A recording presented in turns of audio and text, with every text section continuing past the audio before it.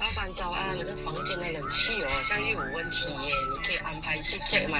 它是不够冷，然后我还要你顺便帮忙检查它有一个臭味从冷气飘出来，但是不懂是什么东西耶，要 check 一下看哦。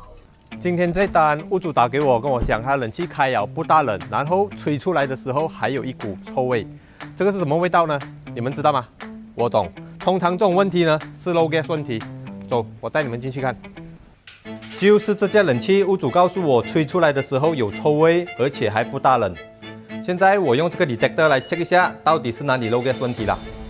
所以呢，我们已经 check 了，发现是没有 low gas 的。现在我 check 一下这个 cooling coil， 看 cooling coil 这里有 low gas 吗？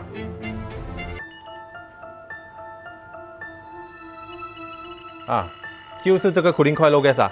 现在我们拆出来看，到底是 cooling coil 哪里 low gas？ 就是这个地方 low gas 啊，这边有油。现在我用这个 detector 来 detect 一下啊，你们看 ，confirm 是这个地方 low gas。这些水里面全是油，看到吗？这个就是冷气的油啦。给你们看一下冷气的油，冷气的油是黄色的，所以这单 confirm 是 cooling coil low gas。这架冷气的年份已经很旧了，这个是2016年的。如果更换 cooling coil 的话呢，分分钟等下 compressor 又坏，那么太浪费钱了。所以今天我们直接安排一台新的冷气，把它更换掉，就 settle 了。所以今天这单 low gas 问题已经 settle。